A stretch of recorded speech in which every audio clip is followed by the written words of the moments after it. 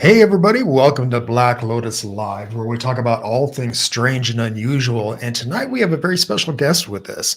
And if you're into ufology and you don't know who this guy is, uh, I say you're living under a rock. But if you don't know who he is Michael Schratt, and he is a military aerospace historian and has lectured across the country on mystery aircraft and classified propulsion systems buried deep within the military industrial complex. Michael has developed a number of contacts who have had firsthand experience dealing with the classified block programs, including former U.S. Air Force pilots, retired Navy personnel, and aerospace engineers who have maintained top secret Q Magic clearance. He's a private pilot and military aerospace historian. He currently works as an aerospace draftsman and researcher. He is also a former writer for Open Minds UFO magazine. Michael, it's fantastic to have you with us tonight. Thanks for joining. Thank you for giving me the opportunity to join all of you. Absolutely. Mm-hmm. So I think the first thing I want to ask you is, how did this all begin for you? How did you get involved with UFO history? Sure. Well, when I was really young, my dad used to take me to a place called Victory Air Museum in Mundelein, Illinois, just outside Chicago. And it was kind of a hokey air museum that was outside. They had these World War II birds just sitting out. They were kind of dilapidated. They were derelict, left for dead, stranded. They had opaque, cracked windows. The paint was chipped. There was weeds growing up into the wheel wells. There was rust on the rivets, and it just had this ghostly appeal to me.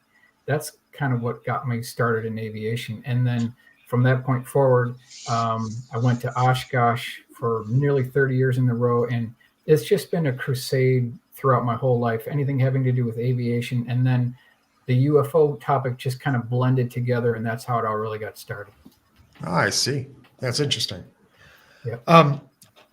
So I guess you've prepared a presentation for us. Sure. Yep. I'd like to continue kind of where I left off from yesterday. Mm-hmm. Okay.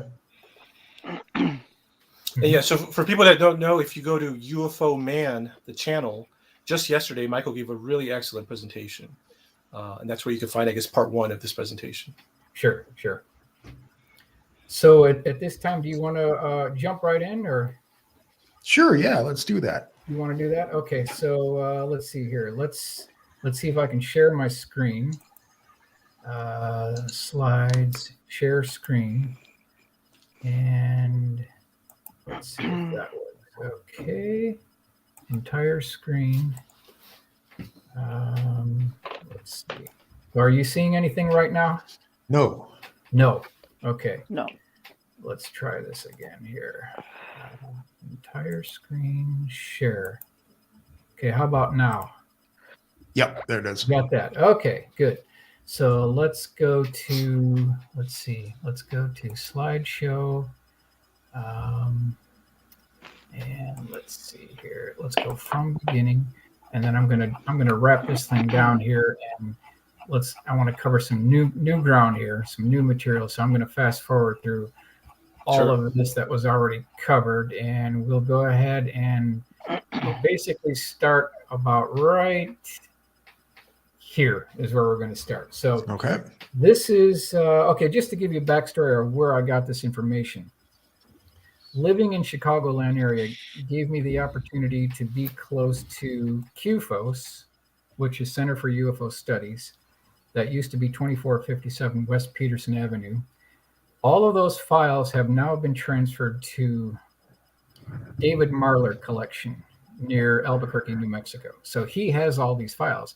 QFOS at one time essentially was the largest clearinghouse of privately owned UFO case files in the world. They had over 60,000 case files there.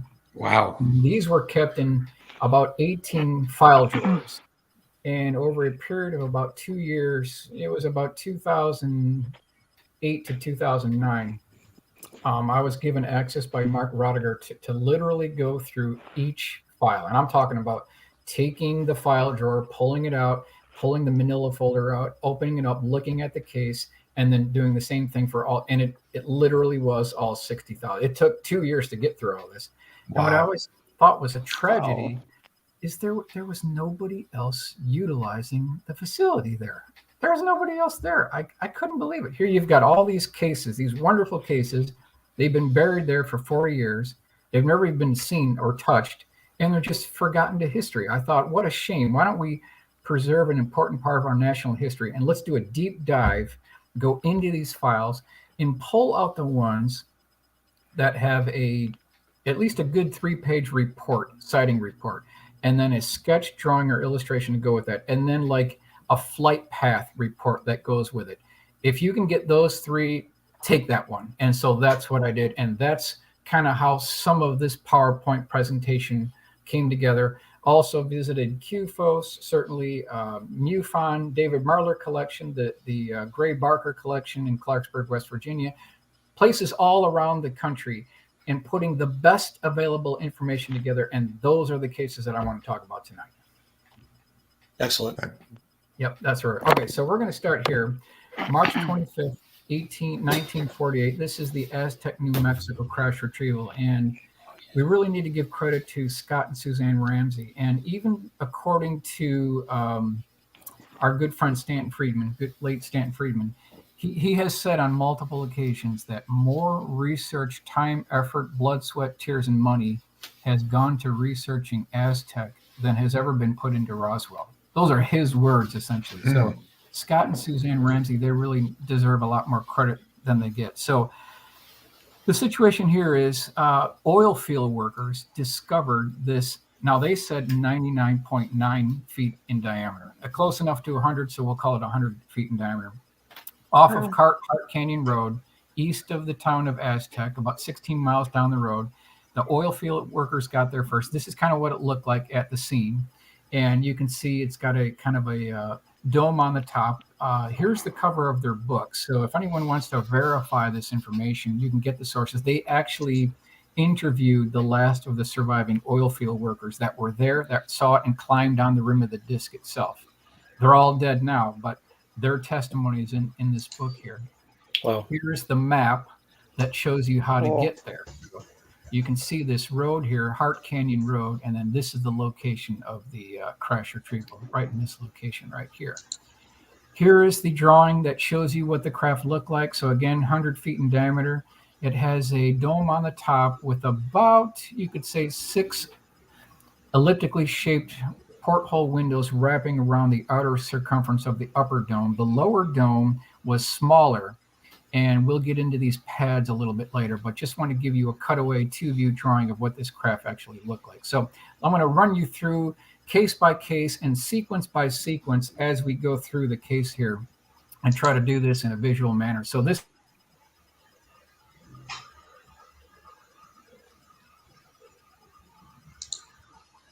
He froze.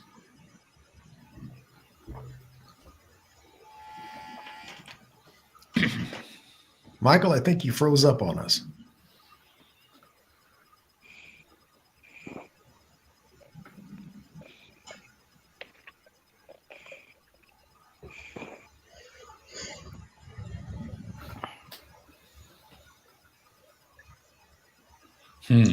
Technical difficulties. Good presentation.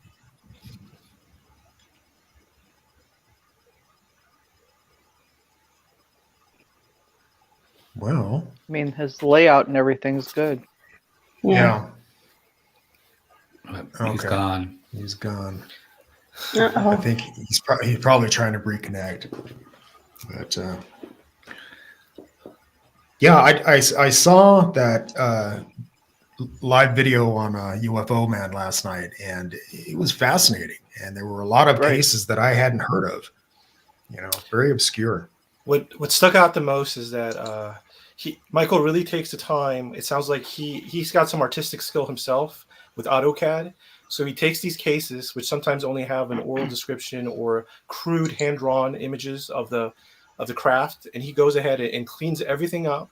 He makes his own very detailed schematics of the UFO, and then it looks like he hires a professional artist to go ahead and recreate the whole scene in full color, which is very rare. I've never seen anybody do it with the amount of talent and creativity that he does.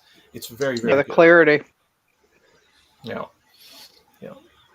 Well, in the meantime, until he gets back here, I want to say hi to some people. Who do we have in the chat room tonight? We got Bobby Dizzle. Walt Corbin. Who else? Biologist S4. Wild Trees. Yeah, of course. Unidentified S4. S4. What's going on, Anthony? Nice to see you. Miles Moonbase. Miles Moonbase. Hey, who else do we Miles. have? Did you say Walt? Did you already get Walt? Yeah, I got Walt. I'm not seeing anybody. Someone called that one time I was abducted by aliens. Yeah. Hey, girls, how are you? And then there's this terrible lizard. There's someone. Shout out to all of you. Yeah. Thanks, guys, for coming. Zach Decast Monsieur. There's someone in a Russian name, I think. Kelly Lewis. Yeah, I saw that. I I saw that. don't know that I can pronounce that. Don't want to wreck it? I hate trashing language. I really do. Yeah. It's upsetting to get somebody's name. Kelly Lewis is here. Hi, Kelly. Zach Diecast. Monsieur. You're in the chat while driving. Uh-oh. Oh. Don't text and drive. Let me on the edge. Let me And on he the says, edge. "We."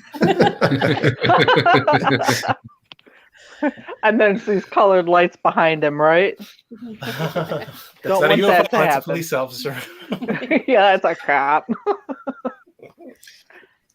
Those girls that one time I was abducted by aliens. If Okay. you haven't seen their show on YouTube, you got to watch it. It's great. Right. And it's one of those where they take the subject seriously, but not so seriously that it's dry, Mhm. So yeah, definitely check them out.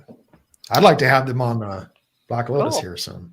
One thing I want to ask Michael when he gets back is based on his presentation he did yesterday on UFO Man on YouTube. It seems like he believes some of those cases are military craft. He believes that the military has these crafts and they've engineered them. So I want to ask him what else he thinks is the cause. Does he think some of them are extraterrestrial or interdimensional? That's one of the questions I want to ask. That's a good question. I'm checking my messenger right now, and I don't see anything from him. I thought maybe he would have messaged me or something, but well, I don't know. This may end up being kind of a short show. That's too bad because this presentation he's got is really interesting. He must be having some bad trouble. He said he was from Santa Barbara. Well, he lives there now. I wonder if they're having weather issues. If I could expand on what he was saying about, so one case he said he thought was human was Lonnie Zamora case in Socorro, New Mexico. This is where a police officer named Lonnie Zamora saw a egg-shaped craft with two humanoids. And so the reason why he said he thinks that is human and not extraterrestrial or exotic is because he did detailed drawings of the landing legs. The legs made impressions. The craft had these little legs. They made impressions. And he went in there with AutoCAD and he sketched what it probably looked like. And he noticed, this is his words, that it was very angular. It was very 90-degree angle. And the description of everything to him, it just seemed like it was very man-made, like something a human would have made. So that's part of the reason why he thought that case specifically was a human. And Well, not only that, but on that. Oops, sorry. Go ahead. No, go ahead. On that same case, the signia above the door. They questioned that and changed that around and made him, or apparently, allegedly, had him say something different than what it actually looked like.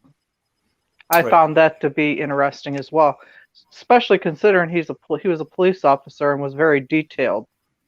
Mhm. He wouldn't have got But that wrong. the reason why it was changed is so there was a symbol on the craft, the Lonnie Zamora craft. What it really looked like, Right. the truth is, it looks like a V with 3 lines through it.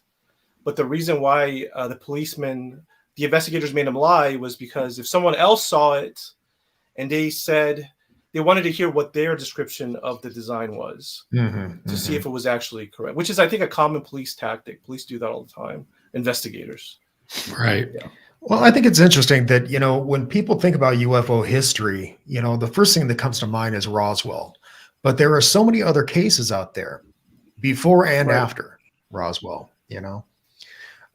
Viewers, if you're just joining us, we had Michael Schratt on with us, and he was giving a great presentation, and unfortunately he froze up on us, and next thing we knew, he was gone. So I don't know if he's going to be returning tonight or not, but fingers crossed, I guess. I think Bobby Dizzle says that dude is in a van with a bag on his head right now as we speak. Yeah, probably. We hope that's not Fucking Men in true, Black. but- Oh yeah, that's funny. Unidentified S4 says, I personally feel that the craft was human because it had flame, combustion, and landing legs. Yeah, it had blue flames Yeah. coming out of it. Yeah. Right.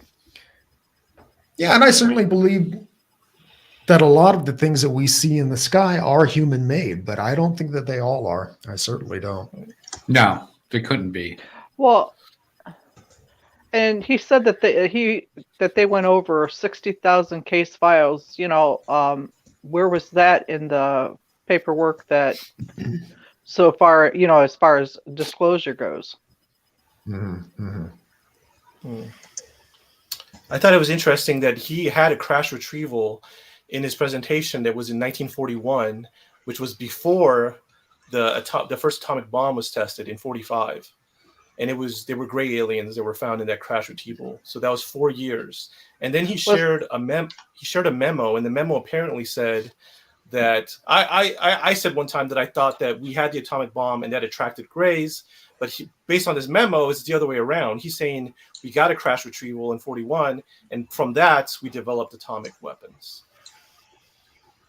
So Was the other that way the around, Aurora? The Aurora crash wild? in 41, I don't That remember. you're referring to? It was a new one. It was one I had never heard of, actually. It's the earliest one Oh, I've it ever wasn't heard of. the one with the windmill? No, I think the one with the windmill, I thought that was Roswell, actually, in this presentation. So, but this one is actually before. So he was just talking about the one right before he cut off. He was talking about the one in New Mexico. But this other crash retrieval was before that. It's the earliest crash retrieval in America I've ever heard of. But that was pretty interesting. Another thing he did in his other presentation, the one he did last night, is he had a world exclusive. He had a drawing of a live gray alien. So apparently one of the aliens that was in the Roswell crash survived for at least a year or two after. And a couple of people were shown it behind a glass window. And then he gets his artist and they recreate what it looked like. It looked really angry, which I guess I would be too. Yeah. Yeah. Sure. You know what I want to talk about real quick. Yeah.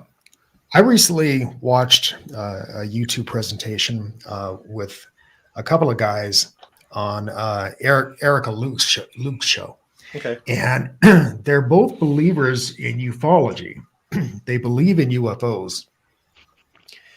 But one of them said they didn't believe the stories of abductees. Oh. That abductees were likely delusional and had real problems in their life and that sort of thing. And I find it hard to wrap my head around the idea that if you believe in UFOs, why would you not believe that these aliens are taking people? Like me and Kimberly, I mean, And that's funny because I ran into somebody the same way today that believed that there was UFOs, but didn't believe in aliens. And I'm like, I can't even address it really. Maybe it's a subconscious fear. It's very scary. Of course, it's denial. Yeah, it's a form of denial because you're afraid of what the unknown.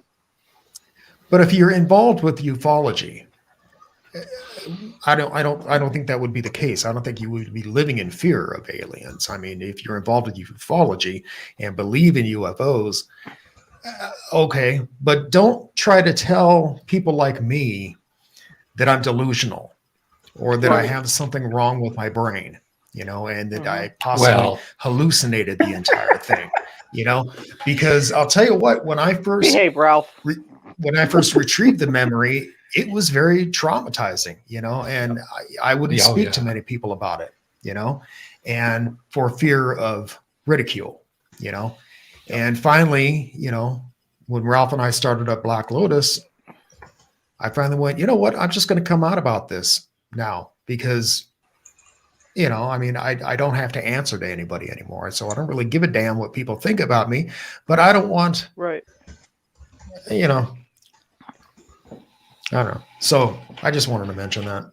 Just kind of irritating. Well, and I had a guy that there's a hypnosis, does hypnosis, a hypnotherapist, and offered to regress me. Well, I've already been regressed as far as lifetimes, so I'm kind of familiar with. I'm familiar with the process, but he wanted to regress me to examinations and things like that, and for me, I had to back off of that because I know how your feelings are because of the examinations, Damien, and I've know of other people's how tragic and horrifying they are.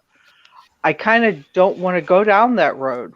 I'm okay with where I understand where I'm at now and the acceptability of things, but to try to recreate the pain and everything, I don't want that. Yeah, I wouldn't either. No, I don't want that. I want to point out this video just to see what the other side thinks. Okay, so there's this video on YouTube. It's called "Abducted: How People Come to Believe They Were Kidnapped by Aliens." This is a presentation that was funded by Microsoft Research, and it is there's a psychologist named Clancy, and she basically, it says here that she listened closely to a bunch of stories, and she argues that abductees are sane and intelligent people who have unwittingly created vivid false memories from a toxic mix of nightmares, culturally available texts, and a powerful drive for meaning that science is unable to satisfy. Well, here's the thing about that, though, is that my incident almost exactly mirrors that of Terry Lovelace. Huge black triangle. They were he and his friend were taken, and the events that took place on board, like I said, mirror mine. So how is it that, I remembered the event in 1995. I didn't meet Terry Lovelace. I had no idea who he even was until last year. So how is it that all these abductees share the same story with the same things that are occurring on board? If I had to guess with this debunker, with her, for instance, if I had to guess, I think she, like knowingly or unknowingly, she's not going to believe that alien abductions are real. So what she's going to do is she's going to find the most plausible scientific explanation that does not involve actual abductions. And that's what she spits out. I also want to talk about Mick West, which is another UFO debunker. I've thought a lot about Mick West. I personally don't like him. I find him irritating. But yeah. But I think he does have a bias. I think he is biased toward believing that things aren't real. But I'll give him some credit. I think when he analyzes UFO videos and he says they're not actually anything fantastic, I'll give him credit because I think what's happening is that the truth is that all the videos that have been released of UFOs, that none of them are high quality videos.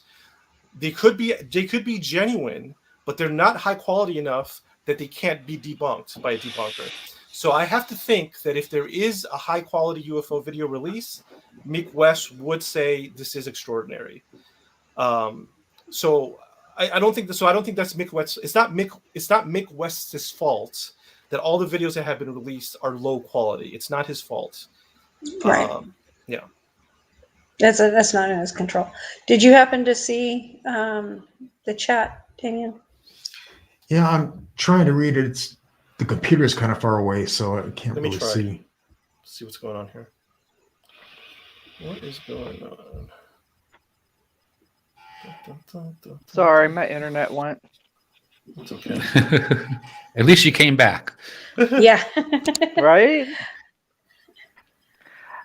Damien, sad going that back to Michael's something not- that you said It was- about your incident, that mirrored Lovelace's.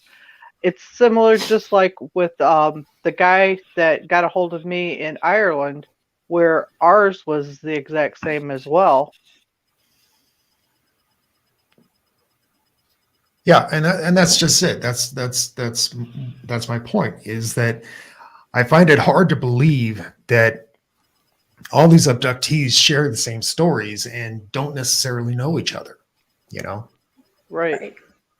I mean, So, he's in a total different country, and I had just come out and told my story, and it was, like I said, it was just odd that the one aspect of our story we had never ever shared with one single person before, and then automatically at that point, without saying a word, we shared it with each other, and it was like word for word. So that's not something that's delusional. Right, exactly. Right. I mean, you can't share a hallucination, Right. But when Especially when you got massive people seeing things at the same time as well. Ralph and I had Terry Lovelace on our podcast, the Paranormal News Network, back when. And as we were talking to Terry, I mean, Ralph can verify, I was sitting by the microphone with my jaw agape because of what he was saying to us. It was like, oh my God. And I'm sitting there just nodding my head. Yes, that happened too, And it was just a very strange experience. Well, it's a shame that Michael didn't come back. Yeah. Yeah. I was Right. interested to hear what he was saying. Someone in the chat room did say they want to come on if you feel Yeah, comfortable sharing. Data derivations. Derivation. Yeah. If I'm saying it right, says I can manage a short impromptu live chat information dissemination on a new aspect of ufology that does indirectly involve Mr. Schratt, if you're interested. Yeah. Here, let me drop the link for you to jump in with us. Yeah, I have my fingers crossed that Michael will come back. Though somebody will take that bag off his head and he'll be back. Let him out of that van. Let him out of the van. He'll have enough cell phone signal and he'll start talking. Right. Yeah, I really enjoyed his presentation on yesterday's. It was good. Mm-hmm. Yeah. Data. Data. If you want to join us, I just posted the link for you.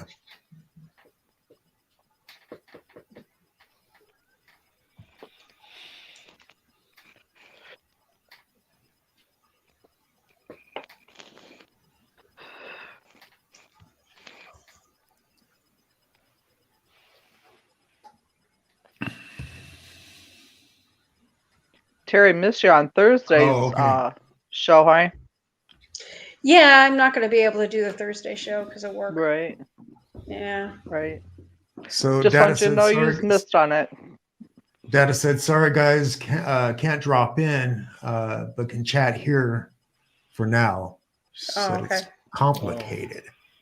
Huh, okay. All right. Well, I don't know.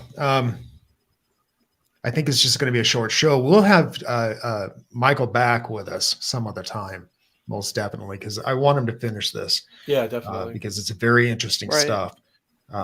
But yeah, so it's going to be a short show tonight. I think we're going to get out of here. Viewers, I'm sorry about this, but things happen, you know. You can't- Unidentified S forces, I can drop in and discuss the NDE if you want, if you like. Sure. Come on in. Oh yeah. Come on in, S force. Come on down. Join us. Yeah. Dun, dun, dun. Click on that link.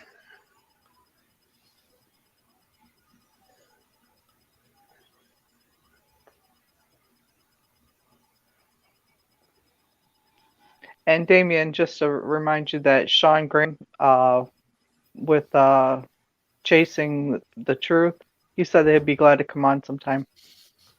Okay. All right. Wonderful. He talks about the cryptids. Here's S4.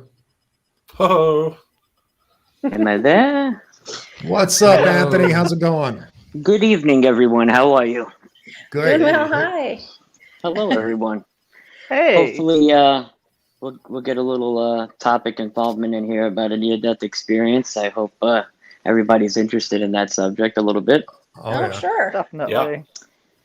So, when I was 19 years old, my cousin and we purchased a motorcycle together, a 1000cc Ninja street bike. sounds like trouble.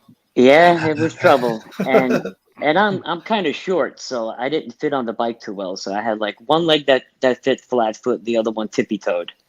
Okay. But I knew how to ride very well because I raced motocross from like 7 years old on, but those were dirt bikes.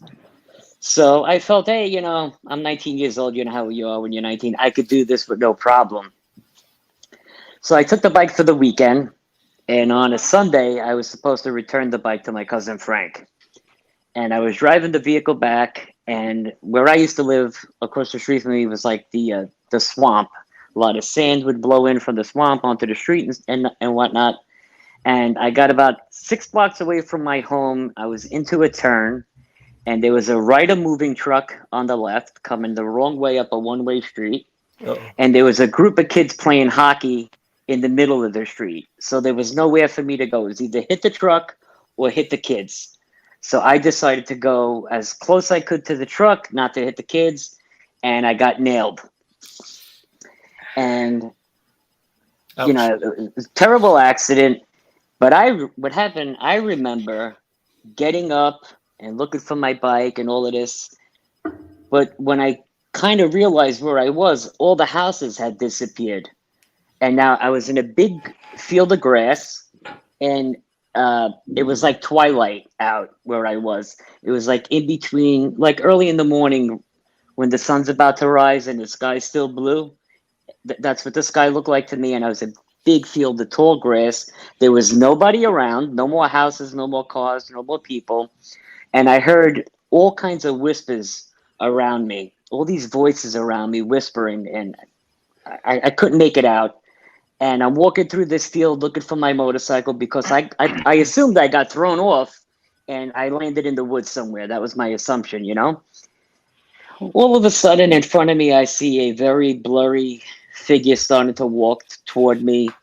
And, you know, I'm trying to make it out. The figure had got close to me enough to where I could see, and we started to talk. And I asked him, "Did you happen to see a motorcycle in here?" And he goes, "There's no motorcycle here, son." And I said, "Where did I land?" He goes, you landed in our field." So I said, "Well, what's going on? I mean, I can't find my bike. I see no houses." He goes, "Listen, you're not on Earth anymore. You had a very bad accident, and now you're on the other side with us." So I said, "I don't understand what you're talking about." The guy had black curly hair and a mustache. He said, "Listen to me, Anthony. You have two choices. Either you can move on or you could go back." And I still didn't understand what he was talking about. Anyway, I says, "Well, if, you know, I want to go back," is what I said to the guy. And he got his fist, and it felt like he punched me in my chest. And I woke up in the ambulance getting defibrillated. And from the ride from my ride from the house to the hospital was, I don't know, maybe like an 8-minute ride. And the EMTs had told I was out for 3 minutes total almost. It was about 2 minutes and 48 seconds I was out total that they couldn't revive me. I had bit my tongue off. I broke my back, knocked teeth out. Oh my God. I had second and third degree burns from road rash. I was in Staten Island University Hospital about 4.5 weeks. So it was bad. But for like 2.5 months, I couldn't talk because I bit my tongue off. And there was about 416 oral sutures in my mouth holding my tongue back in. But it was so swollen, it was like a balloon sticking out of my face. So I would write everything down in notepads to my parents, right? Yeah. You know, like when I wanted a cup, water with a straw, or ice chips, or anything of that nature. And I remember writing to my mother, I seen a man with black curly hair and a mustache that hit me, that punched me, because I still didn't realize where I ended up. And my mother told me, she said, Aunt, you died on the scene. The EMTs had to revive you in the ambulance the whole way from the scene of the accident to the hospital. So I says, this man looks so familiar to me, I was telling her. This went on for a couple months. Even when I regained speech again, I kept telling her, this man looks so familiar to me. I knew this person. I really knew this person. I just can't put my finger on it. So my mom started showing me all pictures of family members and everything because my mother swore, she's like, you definitely had some kind of near-death experience. You heard people talking to you and welcoming you and all of this. So I said, she starts showing me pictures. She ends up pulling out a picture of my godfather, Michael, that died when I was about 8 months old. And he had a tow truck accident on Staten Island. It blew up. He hit a wall. It exploded. He died. He was my godfather. Oh, wow. When she showed me the picture of that guy, that was the man that hit me in my chest. And when he made contact with my chest, I woke up in the ambulance. That was the man that hit me, and I woke up when I guess I was on the other side. It was my godfather. Incredible. Wow. Huh. And I have no memory of him at all. But the picture my mom found, I still have it behind me on my desk in my office now. I always keep him there with me. Wow. Anthony, I got a question. It was a pretty wild experience. Yes. I got a question for you. Ralph and I have interviewed many people on our podcast who have had near-death experiences, and they have come back with a newfound look on life. And yes, 100%. oftentimes, they had never picked up a pencil in their life to draw, but they became very artistic. And some of them became very empathic. Has any of this kind of stuff happened with you since? Yes. I've become somewhat clairvoyant in a way. I know things, not all the time, but most of the time I know things before they're going to happen. I could say to my wife, I haven't seen such and such in such a long time. I go out to get breakfast at the store and that person's there, and yet I haven't seen him in 5 years. Or I could say to my wife, number 3152 keeps showing up in my head. I'll go play the number. It comes out the same day. Or I tell my nephew, he's about 4 years old now, they were just taking the training wheels off the bicycle. And I said, don't take the training wheels off his bicycle. He's not ready. He's going to get hurt. I know he's going to get hurt. Something with his face. What happens? They take the training wheels off. He's going down the block, falls off the bicycle, chips his front, the 2 teeth in his mouth. He had to get, like not implants, but like the bonding done to his teeth. I've been having like all that type of intuition type stuff happen to me since this happened. And as I get older, it gets more pronounced. I wonder why that happens. And it's very common among I don't know, but it's it's very weird. And that's not the only weird thing that's happened to me since this accident. I'm more in tune with the other side, so to speak. Like my grandmother passed away not too long ago. And there'll be times where I'm sitting on the couch alone and I literally hear her whispering my name in my ear. Or this happens with a lot of my relatives when I'm alone, I hear it. And not just them, sometimes other people too. Like I'll tell my wife, did you see that? She's like, what are you talking about? I was like, there was somebody just standing there in the hallway. And I know I'm not nuts. I seen the person. I could describe the person to a T. And I see shadow people all the time. now that I got older, I'm starting to see these shadow people all the time everywhere I go. It used to just be out of the corner of my eye, but now I'm seeing it really pronounced. So I thought I was going nuts. So I was talking to a therapist, and the therapist told me, get a journal, start writing it down every time it happens. Well, I went up the journal. I started filming myself while I was doing things. Mhm. And about 9 months ago, I was filming myself. I was in the house alone. I was editing. And I'm filming myself edit, sitting on the floor all by myself in front of my couch. And a shadow figure pokes his head right in front of the camera, looks right at me, goes back, and then disappears. He's not in the camera frame no more. And I showed Wow. everybody that. I had it up on Facebook for a long time, that footage. I wanted, asking everybody's opinion what they thought it was. But things like that have been happening all the time to me. It's really strange. And especially when I go out into the field and to film ufology, to do ufology, craft seem to show up all the time. I film them all the time. I mean, Third Phase of Moon had me on the show this year like 6 times, my footage. It's like every time I go out, I know everybody don't believe in the CE5. I don't really believe in it either, but I believe that being calm and meditating and relaxing yourself and clearing your mind and focusing does help to some extent. And I do that. And every time I do it, there's some kind of encounter that I capture. Mhm. That's And I cool. posted You're grounding on yourself. YouTube all the time, I believe in CE5, but I just don't know how safe it is. I think sometimes you're going to be inviting trouble if you do it. But We what's we don't know we don't know if entities are good or bad. That's the problem. You don't know if they're coming here to help or to hurt. But when you're in this field and you're out there and you're filming and you're trying to make contact, you don't know what you're gonna expose yourself to, right? so to speak. Right. And you don't and I've been also thinking that I do so much of filming UFOs. Maybe these shadow people are the extraterrestrials checking me out because I'm trying to make contact with them. And maybe they decided just to check me out, and that's their way they're checking me out. That's a possible theory. I really don't know. What got you involved with ufology? What got me involved was, like I said, I was an avid motocross dirt bike racer when I was younger. And when I was about 13 years old, we had the track right across the street from my house. We would get up on the weekend and go riding for hours. Well, one Saturday morning, we all went out, and about 12 o'clock in the afternoon, my bike needed to be refilled with gas, so I had stopped with a friend of mine, Joey. We pulled over, we checked for fuel. I needed fuel, he didn't, so he took off, and I was there filling the bike up.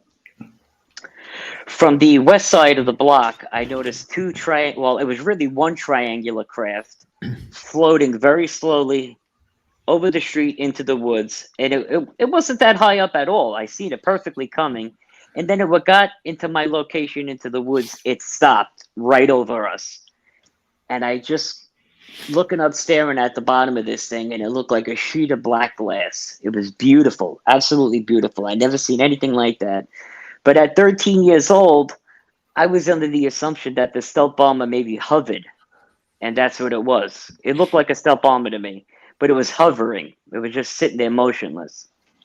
And as I stared at it, another object from above came across to the left of it, and now there was 2 identical craft, 2 black triangles, identical to each other in size, color, shape, no sound. And I just stood there. It felt like the longest time staring at this thing. And the next time that I came to, it was about 5 o'clock at night, and my parents were both in the woods with my sister screaming my name looking for me because I was gone for hours. They said, we were looking for you in these woods for almost 6 hours, screaming your name. I said, I was right here with literally sitting on my motorcycle, staring up at this black triangle craft in the sky. I've been here. I said, the last time I remember looking up was this afternoon. 6 hours they were looking for me. But I don't remember boarding a craft or being taken or anything of that nature. I just remember me staring at that craft and being in awe of what I was looking at. And that's all I remember. Have you ever thought about being time difference, regressed? of course. I have thought about it. there's some good, some bad to that. I think people could go around digging to your head, and I'm afraid of them, like putting fake memories or something in there, or programming me to do something. But if it was somebody that was very trustworthy, like a well-known doctor or Michael something like Schratt. that, maybe I would do it. Oh, I see that Michael is back. Hi, Michael. Oh, great. Welcome Hi, back. Michael. Hey, Don't know Michael. what happened. Somehow a lost connection or something. So I don't know what happened. We're glad you're Trying okay. to get back. We thought somebody kidnapped you and put I you got back. abducted. Okay. All right, I'm jumping out. Let Michael take over. Welcome All back, right. Michael. We're glad- Good. Well, Thank thanks, you for Escort. identifying. Thanks a lot for All right. Thanks so sharing. much. Anytime. We'll talk again. Bye-bye. Thanks. So I don't know where we left off at this point. I think We you just were had that seeing one them. slide of the circular Map. craft. Oh, I think it was your okay, first so case you were doing. The first New Mexico. case. So we didn't get anything beyond Aztec? No. No. No. No. Wow. No. Okay. Wow. Let's see here. Let me go back to here, and I will open up. Let's go back to this part.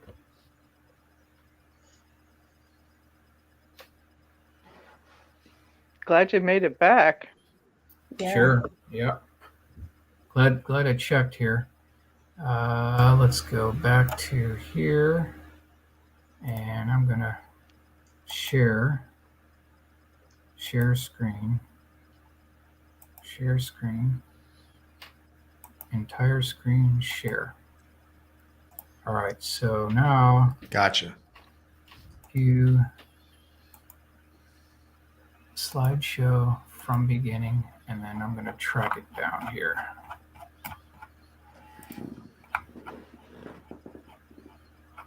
So that would have put us approximately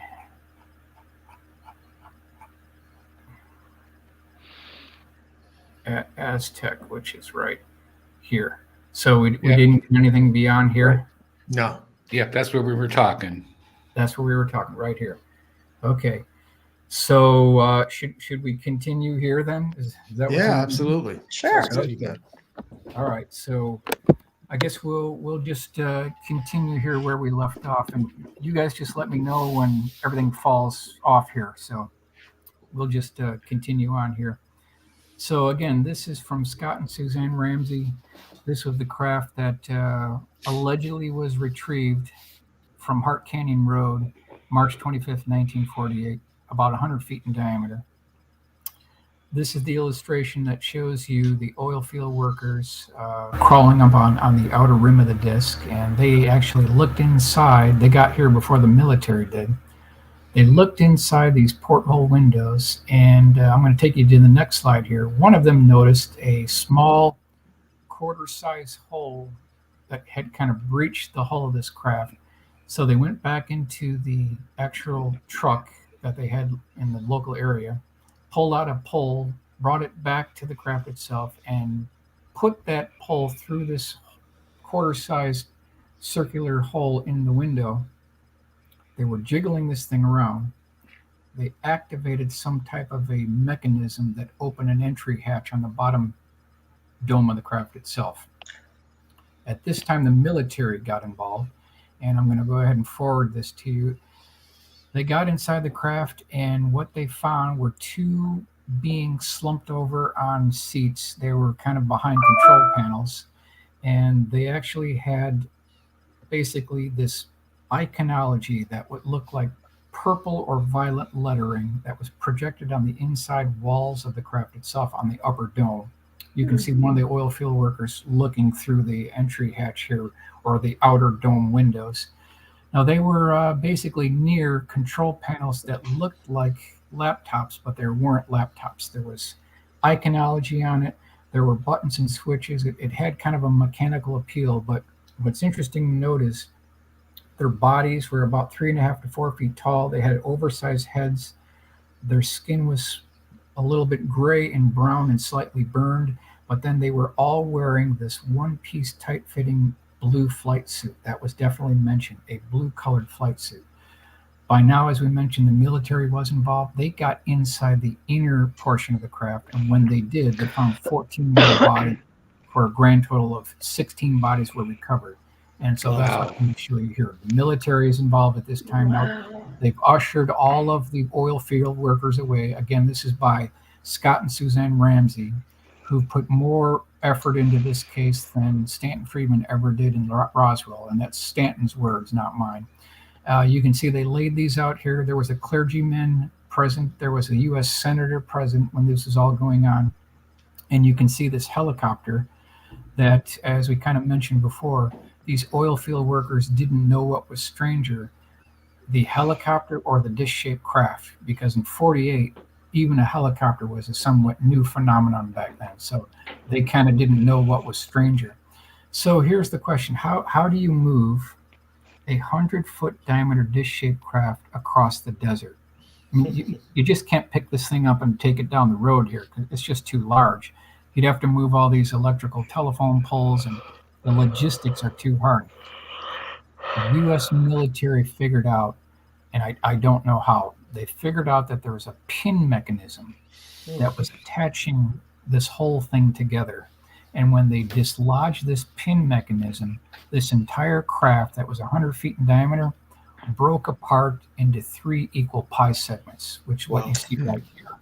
Oh, And wow. they actually dragged these cables under the pie segments of the disc and were dragging these pie segments across the desert. When they got there to their location, what they did next is they brought these up on 18-wheeler tractor-trailer M25 Dragon wagons, which you see here, put a tarp over it, and then these things drove to Los Alamos, where they reassembled the craft and began the reverse engineering process. So that's the breakdown of the Aztec crash retrieval. And this particular Dragon wagon has been used in multiple crash retrievals. This is the same one they use in multiple different retrieval operations. So you can see a kind of a pattern recognition motif that's repeated across the different retrieval operations. So let's move forward here. We want to talk about 1953, May 18th. This is the Kingman forced landing. This was not a crash retrieval. This was a forced landing. And the primary researcher on this case is Harry Drew. So credit goes to Harry Drew. He interviewed some of the police officers who were involved in this particular case. The craft was brushed aluminum exterior, about 30 feet in diameter, 14 feet tall. It had a dome on top, a dome on the bottom. There was these ridges running around the outer circumference of the craft itself. And what's interesting about this case is the reason it went down near Kingman is at Kingman at the time, back in 53, they were experimenting with very high-powered radar systems. And according to Harry Drew, when birds were flying through this radar range, they dropped dead on the ground immediately because of all the radiation going on within this radar range. So whatever this craft was, when it flew through this radar corridor, the radar interfered with the navigation propulsion system, and this thing made kind of a forced landing. Not necessarily a crash, but a forced landing. So at this point, we want to talk about what happened next. There were about 30 engineers and scientists that left by plane from Indian Springs Air Force Base, and they flew all the way to Kingman. And it's later in the day now. They are joined with 10 others from Phoenix for a grand total of 40, and they begin in a GM bus with blacked out windows over unimproved roads. When they finally get to Kingman, it's late at night. It's about 11:50 at night, pitch dark, and you can imagine the scene. These scientists, they don't know what to expect. They're told to investigate what they were told was the crash of an aircraft. That's what they were told. And they left the bus according to their expertise. And when they left the bus, this is going to kind of talk about a newspaper clipping here. Did UFO crash in desert near Kingman in 1953? Here's what it looked like when they got off the bus. The disc-shaped craft came in at about a 20-degree angle, which is what you see here. There was a light all illuminating the scene, very well lit. And they had a tent set up on all four corners of the scene itself, and then you can see the military bus, the GM bus with blacked out windows in the background. That's what it looked like when they got there. Now, there were four beings associated with this retrieval. Three of them were standing about 5 feet from the craft itself. The other one was a single. He was about 5 yards ahead of the other three. And the military was able to establish contact and basically a connection with the quote-unquote leader. And the communication that they established was that the military wanted these beings to come with them. The beings agreed, but said that we will come with you on one condition and one condition only, that you do not separate us. That was the agreement that was made. Now, when the military tried to enter this craft, they could only stand about 2 minutes of it because it made them sick and they threw up all over the ground. This happened twice. And so they asked one of these beings if they could go inside the craft, shut off whatever was still running, which they did, and then they were able to retrieve the craft itself. So now there was a fight against the daylight now. They had to secure this in a secure location before eyewitnesses and personnel actually started seeing this. So they ended up putting this thing on that ever-present M25 Dragon wagon, and they had to get it to the nearest facility, which at this point would have been the remote test site in Nevada. And in order to get there, they had to cross the Colorado River. So they went over the top of the Hoover Dam here, but they immediately found out that the outer diameter of the disc was larger than the width of the road on the top of the Hoover Dam, and they were hitting the light poles. So what they did is they went to a put-in about 200 feet north of the north wall of the Hoover Dam. They actually floated a barge down the Colorado River. They drove the M25 tank transporter with the disc on top of it onto the barge. They strung cables across from one side to the other side and were moving the barge with the craft on top across the Colorado River. Now you have to remember, the scene here is a chaotic scene. They're swelling, they're swearing, they're yelling, they're screaming. They've got to get this craft secured before daylight so that people don't see this thing. And all of a sudden, the cable snapped. And this whole thing is now floating down the Colorado River, and you can kind of see where this is going here. We'll do an enlargement. The craft hit the north wall of the Hoover Dam. And if you go there today, you may actually see a mark where the outer rim of the craft itself hit the north wall of the Hoover Dam, because the lake mead is so low now, there might be a mark. So I'd love to go there right now and see if that's actually there. We'll do another enlargement so you can get a better look.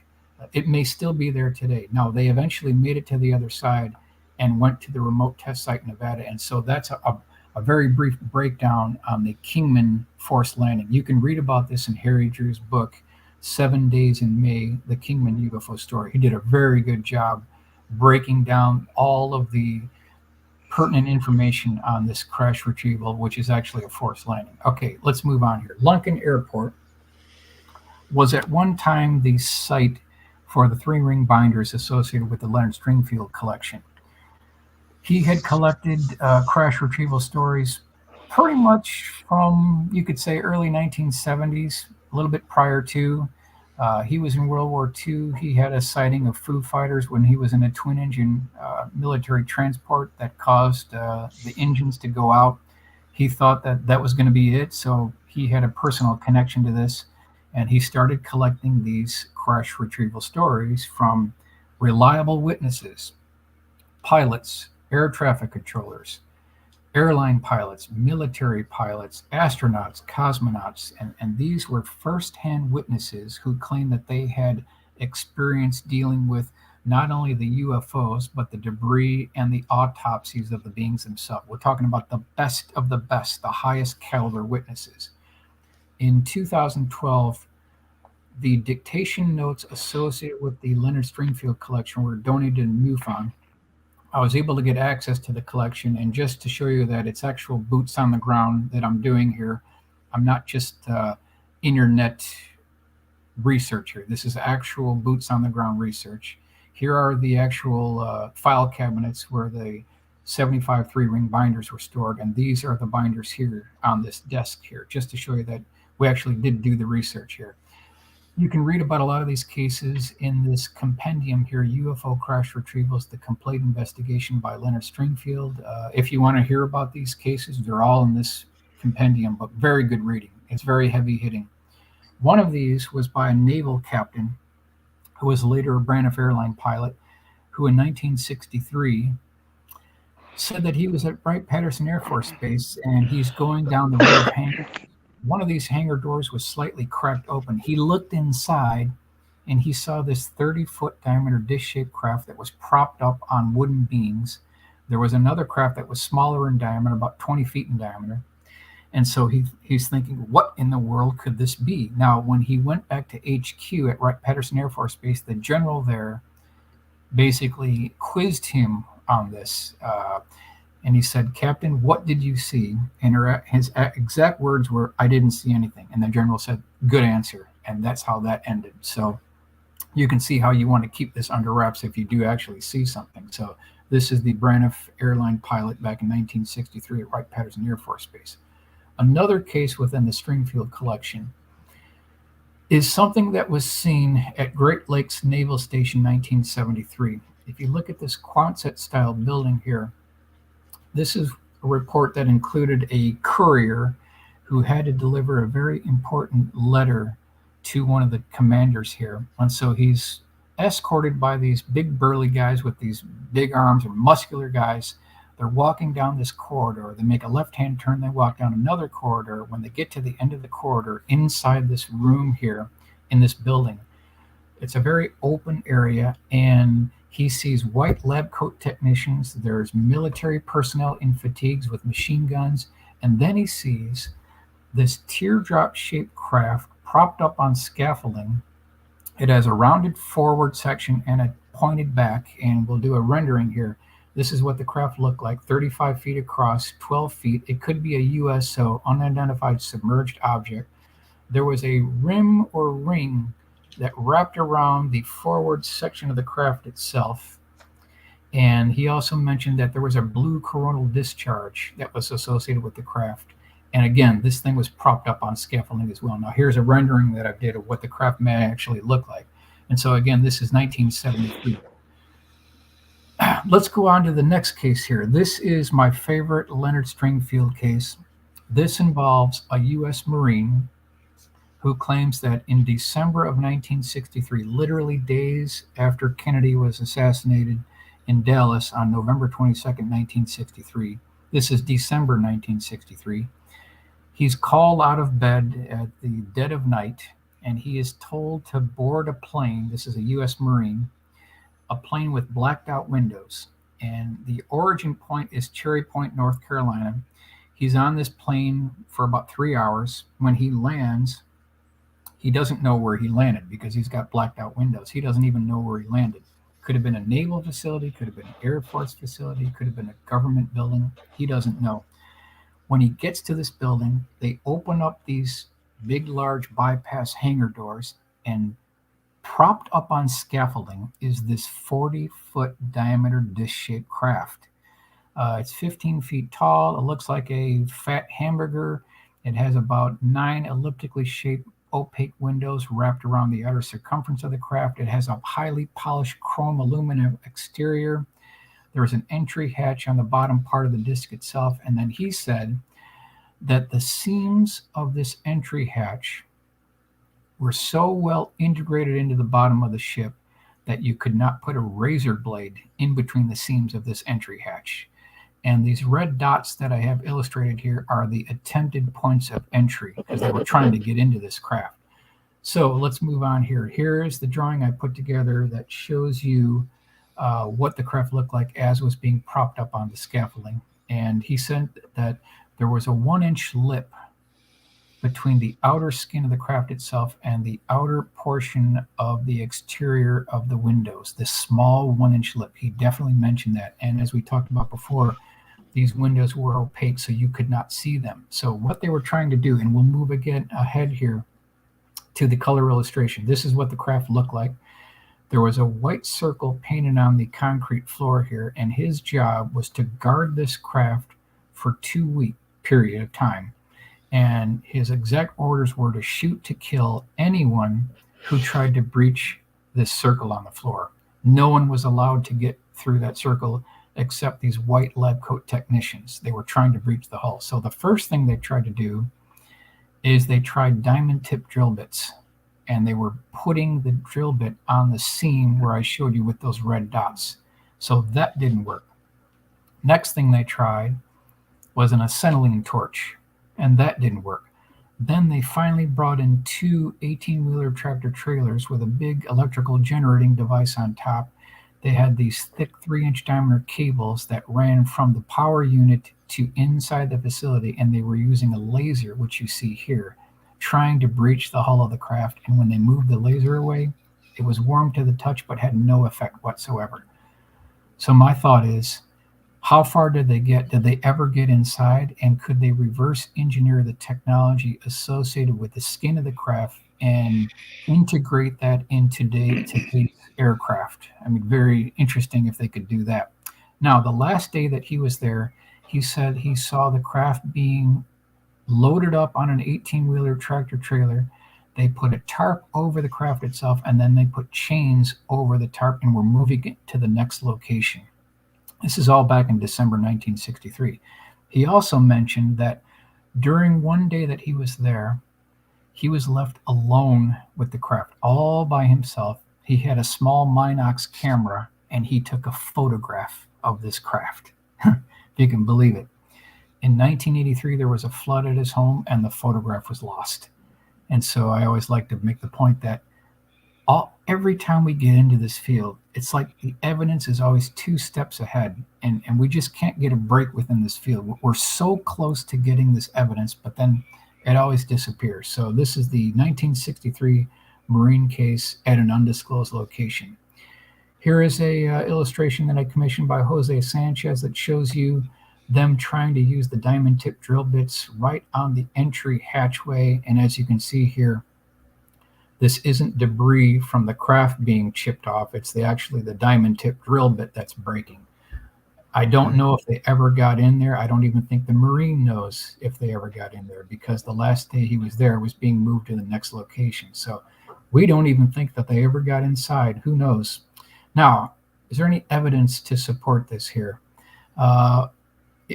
Go back about 2.5 years ago, Charlotte Mann gave a lecture at IUFOC in Phoenix, and she said that she was friends with Major General Melvin F. McNichol. He was base commander at Tinker Air Force Base, Oklahoma. And they were friends for a while, and they both had a mutual interest in UFOs. And so Charlotte turns to the general and said, "General, we've been friends for years now, and you've never told me anything about UFOs. Can you tell me something? What can you tell me here?" And so the general turns to Charlotte Mann and says, "Charlotte, if you ever repeat what I'm about to tell you, I'll deny it, and it could end my career." And so he further tells her that, number 1, he walked around a UFO that was propped up on scaffolding. Number 2, the UFO was located in the West. And number 3, bodies were recovered and one was still alive. Now, when I heard that from Charlotte Mann at her IUFOC lecture, it immediately recalled the case of the Marine, because he said that he had guarded a dish-shaped craft that was propped up on scaffolding. So that checks and tracks with Melvin F. McNichol, the general. He said it was in the West. Now, if you travel by plane 3 hours from Cherry Point, North Carolina, that puts you within the range of the West. And then the general said that bodies were recovered and one was still alive. That tracks with what the Marine had said, but because he said that over water cooler talk, there was mention of bodies recovered. So these two check out. They track. They don't even know each other. They're separated by time and space, but yet they're describing almost the identical features here. So it lends credibility. And here you can see ex-Tinker Commander Melvin McNichol dies, the Daily Oklahoma, July 11th, 1986. So I want to quote my sources so that people can verify this on their own. They don't have to just rely on me here. You can verify it. My question is, What did President Kennedy know about UFOs? When did he know it, and who did he tell? And so let's cover another case here that's reached this legendary status within ufology here. Homestead Air Force Base, February 19th, 1973. The beginning part of this case has been verified, but the second part of this is legendary status. We don't know if it's completely true, but there is some documented evidence to support it. So, Jackie Gleason, President Richard Nixon, they're at the charity golf outing. It's February 19th, 1973. You can see the president here. This is Jackie Gleason with his ever-present suit and carnation. And they're probably somewhere around the 9th hole here. Let's move forward here. And the subject of UFOs came up kind of as it often does. And so Jackie Gleason, well known, he was a very big paranormal buff. His home was in the shape of a flying saucer. He called it the mothership. He had a huge UFO library that was donated to the University of Miami. And so he turns to the president and says, President, what can you tell me about UFOs? I mean, you're the president. Can you tell me anything? And so Richard Nixon turns to Jackie and says, well, Jackie, if you'll be available later this evening, I might be able to help you with that. So Jackie didn't think too much of it. They finish up their golf outing, and then Jackie goes home. And then around 11:30 p.m. that night, there's this knock on the door. Jackie goes, he opens the door, and it's President Richard Nixon standing in the doorway. He is alone, driving his own car without the Secret Service. And Richard Nixon turns, basically speaks to Jackie and says, Jackie, if remember what we were talking about on the 9th hole? And Jackie said, yes, well, why don't you come follow me? So Jackie Gleason gets in the passenger side of the president's car. They drive from Miami to Homestead Air Force Base. They're met by the guard, who's shocked to see the president driving alone without the Secret Service. He sees Jackie Gleason, the movie star, the TV star, in the passenger side. They're waved forward. They're met by a security guard, and then they're ushered into a large building. And when they get inside this large building, what do they see? What do they find? They find a minimum of 6 vintage Coke freezers of all things. Inside these Coke freezers are the dead, burned, mangled remains of childlike beings that measured about 3.5 to 4 feet tall. Some of them had damaged bodies. They were definitely involved in some type of a crash because they were burned. And so I want to take you inside this building now. This is what it may have looked like when Jackie Gleason got inside. There was a glass pane window that covered the top of these Coke freezers. And so Jackie's looking at this, and you can just imagine what's going through his mind. He is shocked to his core. For all these years, he's been wondering and thinking, is it true? Do we really have bodies? Is there really retrieved craft? And here we see the shocking reality that's, basically removing doubt in his mind and just shocking him to his core. Now, there's also mentioned that there were blue bins in the background that had debris from a crash retrieval. I don't know. I don't think Jackie Gleason knew. It could have been a Roswell. It could have been a Kingman crash retrieval. It could have been the Aztec crash retrieval from 48. We don't know. But it was some type of debris in blue bins in the background of all this. So at this point, Jackie Gleason, he's looking inside these Coke freezers. And this is an enlargement here of him looking inside one of these, showing the beings that are about 3.5 to 4 feet tall. The president drives Jackie Gleason back home. And I always thought, is there any way to verify this? Can we check this out with anything? Is there any newspaper clippings? So I started digging, and I found the February 1st, 1973, Fort Lauderdale News. And here you see Super Golf with Superstars, 1973, Jackie Gleason, Inverary National Airlines Classic, February 19th through the 25th. That checks exactly with the correct date. Here's the enlargement showing Jackie Gleason here. And then here is Jackie Gleason driving President Richard Nixon in the golf cart. President Nixon and host Gleason smiling in the rain. Tampa Tribune, February 20th, 1973. We'll move on here. Miami Herald, February 20th, 1973. The president with Jackie Gleason. And then I started looking at the timelines here. Could Richard Nixon actually drive Jackie Gleason from his home in Miami to Homestead Air Force Base? Could they have seen the bodies and driven back quickly? Could they have pulled it off in the dead of night? So if we go back to 1973, and let's just call it 11:30 p.m., MapQuest and Google Maps is saying that it takes 38 minutes to travel 28 miles back in today's timeline. So in 73, around 11:30 at night, you could have easily shaven off about 8 minutes. So it would have taken 30 minutes to get there. Let's say they allowed 10 minutes to view the bodies and then 30 minutes back. They could have done the whole thing in just over 1 hour. So yes, it could have been feasible to pull it off covertly. It's certainly feasible that they could have done it. Now, what kind of documented paper evidence do we have of this? Dayton Daily News, May 14th, 1993. Jackie Gleason claimed that Richard Nixon took him to Homestead Air Force Base and he viewed alien bodies. That's written about in a book here, and it isn't just Jackie Gleason. Moving on, the Times Tribune, July 5th, 1987. In her unpublished biography of the funny men entitled The Great One, Beverly, Gleason's second spouse, describes a bizarre trip Jackie took with then-President in 1973 to Homestead Air Force Base in Florida to see what she says were the bodies of 4 dead space aliens recovered by the Air Force. Moving on, the Times Tribune, March 15th, 1985. Larry W. Bryant, who is the director of the organization, wrote back that there have been reports that MacDill Air Force Base in Tampa, Langley Air Force Base in Virginia, and Homestead Air Force Base near Miami have all served as way stations or temporary repositories for crash saucer artifacts.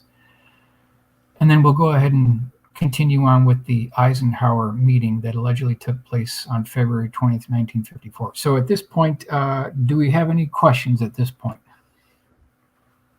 Not so far. I don't know. No, this is very interesting. No. Yeah, I find this fascinating. Okay, we'll continue on here.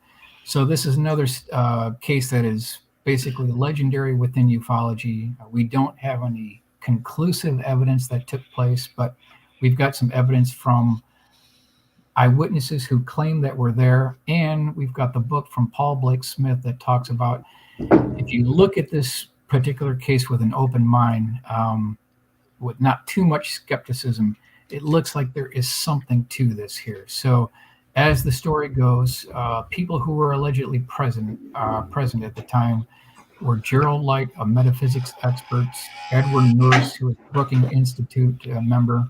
There was an unknown test pilot allegedly at this meeting as well, and then Bishop James McKinstry, Archbishop of LA, he was allegedly there too. Now, what did the scene look like? There were a minimum of 5 craft. 3 of them were of the same shape. The other 2 were like cigar shape. Here we see the president shaking hands with one of these beings. And according to Paul Blake Smith and other sources, this whole thing was caught on motion picture film reel. So I asked the question, where is this evidence? We've heard so much about these reports being released by the government now, but here they've allegedly got this conclusive evidence. Where is this evidence? Is it at the Pentagon? Whose jurisdiction is it under? And do we have any other evidence to back this case up? The Spokesman Review, February 19th, 1954. Here is Eisenhower at the golf course. This is Palm Springs, where he boarded a helicopter and flew to Edwards North Base Complex. That's the story. So there is some documented evidence to prove that he was at least in Palm Springs at the alleged date where this took place. So then I tracked down a friend of mine whose father was basically high-level military brass. This is long time ago that he was actually military brass. But he, quote, told her that a, quote, handshake has been made. Now, he didn't give any further details, but this is after his wife passed away. It kind of softened him up. If this is true, then this adds at least a little bit of credibility to what was stated regarding this alleged Eisenhower encounter with at least 2 groups of extraterrestrials or aliens at Edwards facility. Now we want to talk about some of these prehistory cases. These are from the Otto Binder collection at Clarksburg, West Virginia, and that's an interesting place to go for those who are really interested within this field here. And these were published between 1965 and 1969. Otto Binder actually wrote the articles, but then they were illustrated by another artist that he commissioned as well. So we'll consider just a couple of these. October 12, 1796, on Columbus Day over 170 years ago, Canadian observers reported an astonishing fleet of airships, UFOs, with portholes and visible occupants sailing over the Bay of Fundy from the Pacific Stars and Stripes. Here's the color rendering that we did. Tom Bogan is the artist for this particular one. Next one, July 1868. Villagers in Campezo, Chile, were frightened by a giant armor-plated machine covered with steel scales whose twin searchlight eyes stabbed down brilliantly. This is 1868. So this not only predates the 1897 mystery airship wave, but it also predates the December 17th, 1903 flight at Kitty Hawk with the Wright brothers. So someone was flying around these craft that had these steel-plated scales and then these brilliantly lit spotlights that are shining down on the city below. Where's the power source for this? You know, we're talking about huge batteries that would have been needed for a power source to do this. This is back in 1868. Here's the full color rendering we came up with. Now we want to talk about USOs, unidentified submerged objects. I call it the forgotten facet of ufology. And according to Jacques Vallée, within this Condon report that we all paid $600,000 for back in 1969, of the 1,517 foreign non-American cases categorized by Jacques Vallée, 50% were at sea. So what it means is that the Condon report never even considered even one of these USO cases, not even one, but it makes up 50% of the entire phenomenon. So how can the government claim that there's nothing to it when they never even examined the evidence, which I thought was interesting. We'll talk about some of these cases. You have to go to foreign sources to pull these. Canadian UFO Report did a really good in-depth article talking about these USOs, unidentified submerged objects. This was a case including the USS Wasp off the coast of Puerto Rico. There were 5 naval ships and 2 submarines, and for a period of 2 weeks, they were tracking a USO going over 150 knots at a depth of 27,000 feet back in 1963, confirmed by the U.S. Navy, which I think is interesting. So who had the technology in 1963 to go 150 knots at 27,000 feet depth? If anyone wants to read about these cases, I recommend a book called Invisible Residents by Ivan T. Sanderson that goes into these USO cases and backs it up with naval reports. And if anyone reads these cases with an open mind, you just can't walk away thinking there's nothing to this. I mean, it's really ironclad. He's really done his homework here. Another one, June 14th, 1992, Catalina Island.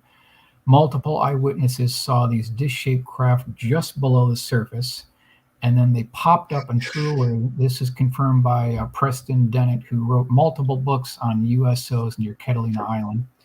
Another case here, February 7th, 1989, Catalina Island, where something that looks similar to this popped up on the surface, stayed there for 60 seconds, launched these smaller craft on its back, and then resubmerged within 1 minute. And it was seen very briefly by eyewitnesses off the coast of Catalina Island. Another one here, August 4th, 1967, Venezuela. Witness observed a boiling circle 18 feet in diameter. Then all of a sudden, this turquoise sphere pops up out of the water. There's water dripping off the side of it. And then the outer circumference of the craft itself has these rotating triangles. And then about 3 minutes later, the craft re-emerges into the water. This is back in 1967, confirmed within the Ivan T. Sanderson report. USS FDR, October 2nd, 1963. This is west of Italy, another confirmed case. So the initial contact was 600 miles from the ship at an altitude of 80,000 feet. Then it approached the ship at a range of 10 miles at 5,000 feet. At this point, they launched 2 F-4 Phantoms, which are completely left in the dust by this craft.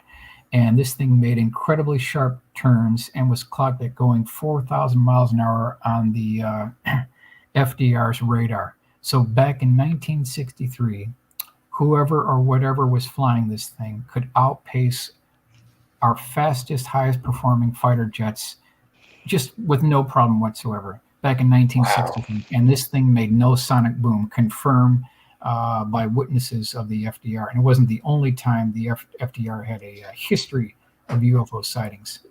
It came from beneath the sea. Interesting case here. Dr. Ruben J. Villela, a Brazilian scientist aboard an icebreaker in Admiralty Bay, Antarctic, was shocked out of his senses when he saw a strange craft shoot up out of the sea through more than 37 feet of solid ice.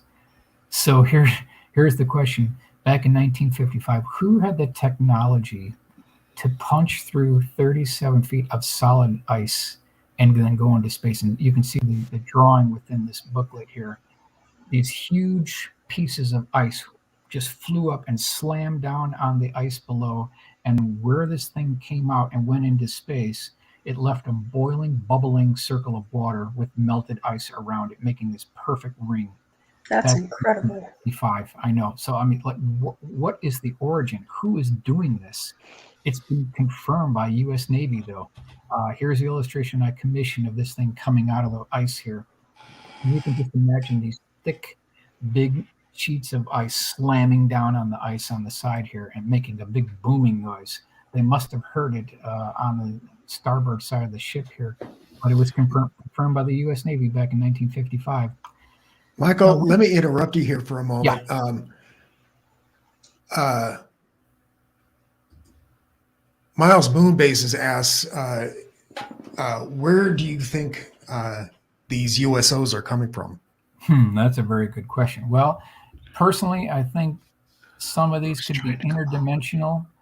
The other thing is obviously some of these are man-made. And then third one is there could be a high-tech, previously unknown civilization that's been living on this planet for thousands of years. And that's what I think might be the origin point here.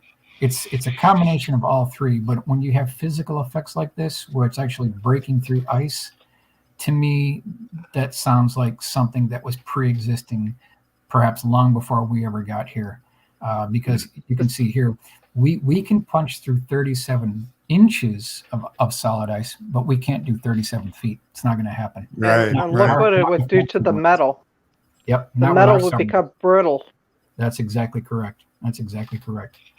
So you're just not going to get our submarines to punch through 37 feet. It's not going to happen. It's just not going to happen. So someone was doing this back in the mid to late 1950s. This has been confirmed by U.S. Navy. So it's happening. It's actually going on here. Miles also asked about what you think about Hollow Earth. I think there might be something to it. Because if we're talking about a high-tech civilization that's been on here for thousands of years, where would they hide? Yeah. They could be in an underground facility. They could be under the ocean, and we would never know. It's very possible. Yeah, I'm open to it. I like your explanation of UFOs being a multiple faceted, because I think that most paranormal phenomenon have multiple explanations, not just one explanation. That's exactly correct.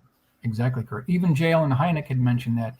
He told QFOS directors that if UFOs were nothing more than extraterrestrial spacecraft visiting the Earth, how boring that would be. Even he knew that it was a multifaceted hydra. I think, Michael, this is absolutely fascinating, but I think we're going to get out of here for the night. Yep. We're going on an hour and a half now. Yep. But guys, do you have any other questions for Michael before we get out of here? Yeah. No, but I'd like to see him come back. Sure. That's fine. Well, Michael, I was going to tell you, I really want to emphasize how much I respect your presentation and your presentation skills. Thank you. I think it's incredibly impressive, and I think you're doing really good work. It's good work. It's helping the community. And I guess my other question was, what do you think is keeping disclosure from happening? It seems like the government definitely knows, based on crash retrievals, they have a good idea of what's going on. What is the main force keeping that secret? Hmm, Why are good they keeping question. that a secret?